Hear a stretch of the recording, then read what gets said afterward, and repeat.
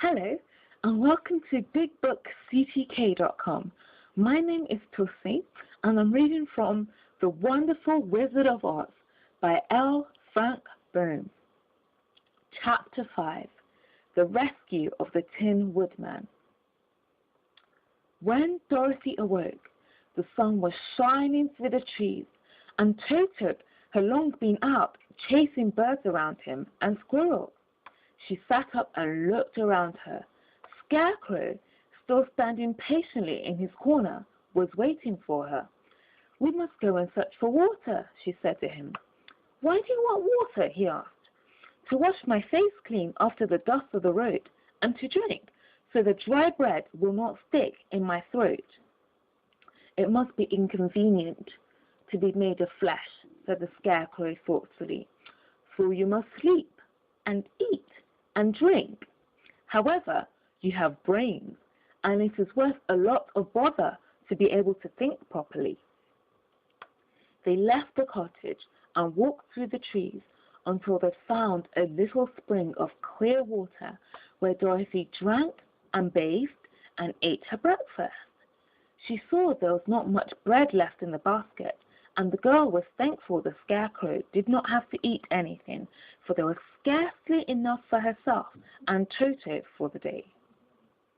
When she had finished her meal and was about to go back to the road of yellow brick, she was startled to hear a deep groan nearby. "What was that?" she asked timidly. "I cannot imagine," replied the Scarecrow, "but we can go and see." Just then another groan reached their ears, and the sound seemed to come from behind them.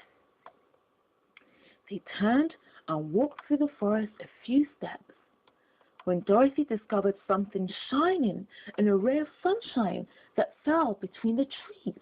She ran to the place and then stopped short with a little cry of surprise.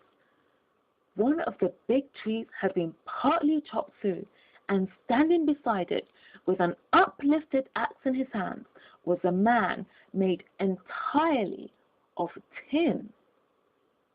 His head and arms and legs were jointed upon his body, but he stood perfectly motionless, as if he could not stir at all. Dorothy looked at him in amazement, and so did the Scarecrow, while Toto barked sharply and made a snap at the tin legs, which hurt his teeth. "Did you groan?" asked Dorothy. "Yes," answered the Tin Man, "I did. I've been groaning for more than a year, and no one has ever heard me before, or come to help me." "What can I do for you?" she inquired softly, for she was moved by the sad voice in which the man spoke. "Get an oil can and oil my joints," he answered. "They are rusted so badly that I cannot move them at all. If I am well oiled, I shall soon be all right again. You will find an oil can on a shelf in my cottage." Dorothy at once ran back to the cottage and found the oil can, and then she returned and asked anxiously, "Where are your joints?" "Oil my neck first," replied the Tin Woodman. So she oiled it, and as it was quite badly rusted, the Scarecrow took hold of the tin head and moved it gently from side to side until it worked freely, and then the man could turn it himself. "Now oil the joints in my arms," he said, and Dorothy oiled them, and the Scarecrow bent them carefully until they were quite free from rust and as good as new. The Tin Woodman gave a sigh of satisfaction and lowered his axe, which he leaned against the tree. "This is a great comfort," he said. "I have been holding that axe in the air ever since I rusted, and I'm glad to be able to put it down at last.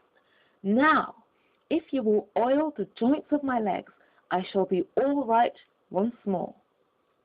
So they oiled his legs until he could move them freely, and he thanked them again and again for his release, for he seemed a very polite creature and very grateful.